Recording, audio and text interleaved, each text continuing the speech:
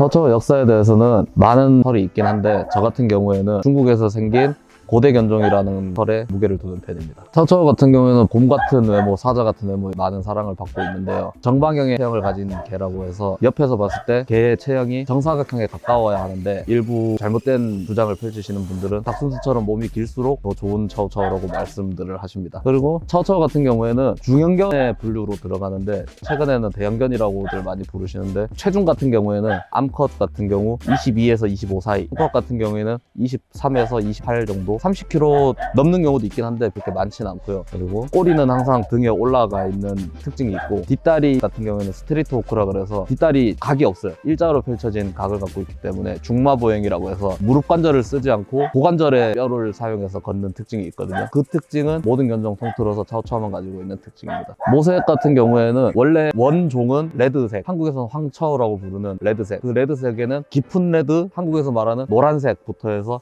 빨간색, 통칭해서 레드라고 하고요. 그리고 크림색이 있고 블랙, 그리고 블루, 시나몬 이렇게 큰 섹션으로는 5가지의 모색이 있는데 거기에서 조금씩의 편차는 있습니다. 차오차오 주둥이에 대해서 소위 한국에 농장하시는 분들이 구열이 클수록 좋은 차오차오다 이런 말씀들을 하시는데 모든 견종을 통틀어서 가장 중요한 건 밸런스거든요. 그래서 그 강아지가 가지고 있는 몸 크기에 머리 두상의 크기도 밸런스가 맞아야 되는 거고 그 두상 크기에 머질의 크기, 한마디로 주둥이의 크기가 밸런스가 맞게끔 해야 되는 것인데 무조건 주둥이가 크다고 좋은 차오차오라는 거는 아주 잘못된 상식이고 주둥이가 큰 차오차오일수록 호흡에 문제가 생기기 때문에 이른 나이에 폐사를 할 확률이 굉장히 높습니다. 특히나 여름철, 열사병 이런 것에 취약하고요. 꼭 여름이 아니어도 호흡에 문제가 굉장히 많기 때문에 주둥이가 크다, 구열이 크다, 머질이 크다 좋은 차오차오가 절대 아니라는 걸 말씀드리고 싶고요. 그런 머질이 큰 차오차오는 입양하시는 걸 제가 극구 말리고 싶습니다. 차오차오의 성격은 소위 말해서 고양이와 비슷한 성격을 가졌는데요. 일단 독립적인 성격을 가져가지고 사람한테 놀아달라고 치댄다거나 이런 건 전혀 없고 보통 자기 하고 싶은 걸 하고 일단 헛짖음이 거의 없어요. 그래서 조용하고 그리고 깔끔한 걸 좋아해서 배변도 거의 훈련을 안 해도 스스로 가리는 경우가 많고 비 오는 날 같은 경우에는 비를 맞기 싫어서 밖에를 안 나가려고 하는 경우도 있고 그래서 키우시는 견주분들이 비 오는 날 같은 경우에는 대변을 뉘우러 나가야 되는데 대변을 보지 않는 경우가 많죠. 애들이. 차오차오 공격성에 대해서는 인터넷에 많이 알려져 있는데 그 부분 같은 경우에는 제가 정말 개탄스러운 부분인데 정상적인 건강 상태를 가진 차오차오들은 낯선 사람에게 아주 친근하진 않아요. 아까 말씀드렸다시피 독립적인 성격을 가진 아이들이기 때문에 골든 리트리버나 이런 아이들처럼 사람을 보고 같이 놀자거나 이런 건 없지만 적어도 공격적이진 않거든요. 근데 왜 공격적이냐면 한국에서 무분별하게 번식된 차오차오들 같은 경우에 아기 때부터 건강이 굉장히 좋지 않아요. 3개월 된 아이들이 고관절 탈구 있는 경우도 굉장히 허다하고 그리고 머질 크기가 크기 때문에 호흡도 원활하지 않고 그래서 자기 건강이 좋지 않으니까 신경질적인 성격을 갖게 되고 사람이 만지거나 귀찮게 하는 부분에 있어서 무는 경우가 굉장히 많거든요. 근데 정상적인 건강 상태를 가진 차오차오는 절대 공격적이지 않습니다. 물론 낯선 사람에게 친근하지도 않아요. 그냥 그 사람은 그 사람이고 자기는 자기 할 거 하고 딱 거기까지인 거지 공격적이지는 않습니다. 저의 캔넬은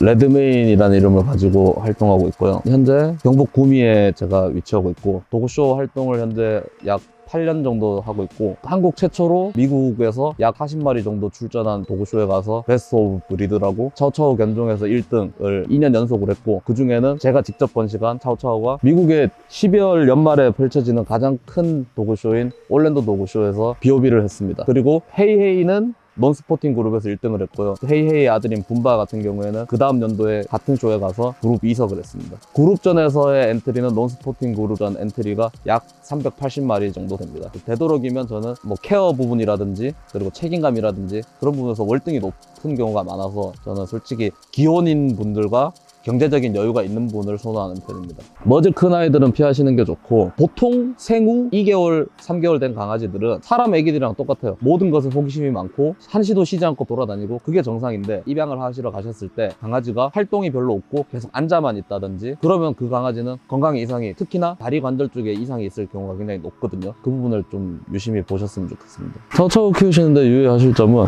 차오차오 같은 경우에는 쌍검내반이라고 쌍꺼풀 말림 현상이 어느 정도 있는 편이에요. 그래서 눈물이 좀 터지고 이런 경우가 있을 수 있어서 눈 관리를 좀 각별히 해주시는 게 좋고 그리고 특히 고온다습한 환경에 약해서 온도보다도 습함에 굉장히 취약하거든요. 그래서 습한 환경을 굉장히 피해 주셔야 돼요. 현대에 와서는 차오차오뿐만 아니라 모든 견종이 고관절 탈구에 대한 위험은 달고 있는 거라 보시면 돼서 특히나 차오차오도 무게가 작게 나가는 견종은 아니기 때문에 이마 관리는 어느 정도 해주시는 게 좋고 발바닥 미용이라든지 발톱 관리라든지 그런 부분은 굉장히 세심하게 체크해 주시는 게 좋습니다. 1년에 저희 집에서 강아지 태어나는 횟수가 2회, 많으면 3회 정도이기 때문에 선 예약을 하시고 입양을 하시는 경우가 많고, 갑자기 어느 날 전화하셔서 처처 강아지 있나요? 이러시면 강아지가 없는 경우가 많습니다. 강아지가 늘 있지 않아요. 저는 1년에 1, 2회 번식을 하기 때문에 미리 예약을 무조건 해주셔야 돼요. 갑자기 연락하셔서 강아지 있나요? 이렇게 해서 입양이 이루어지는 경우는 거의 없거든요. 그래서 오래 기다리시는 분들은 1년을 기다리시는 경우도 있고, 예약을 하신 분들에게는 임신 확인되면 엑스레이 사진부터 해서 모든 걸 공유하거든요. 그래서 갓난아기 때 젖 먹을 때 모습부터 모두 사진으로 동영상으로 받아보실 수 있습니다. 저 같은 경우에는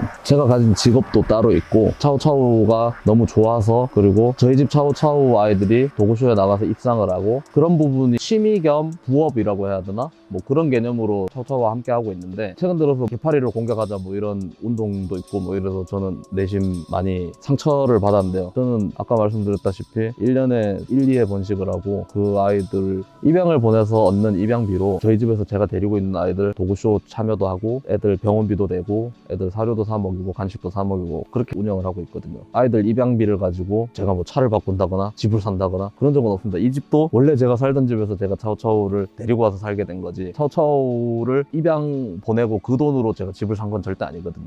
근데 요즘에 무분별하게 자꾸만 이렇게 모든 사람들이 개팔이라고 이렇게 손가락질하고 인스타그램 공격을 해서 계정을 폭파시키고, 그런 운동을 하시는 것보다 올바른 브리더를 찾아서 올바른 브리더가 진짜 올바르게 번식을 할 수 있게끔 응원을 해주고 감시를 해주시는 것 정도가 맞지, 이렇게 무분별하게 모두를 개팔이로 매도하는 거는 좀 잘못된 거라고 생각을 하거든요. 그 부분에서 생각을 다시 해주시길 바라는 게 제 마지막 말입니다.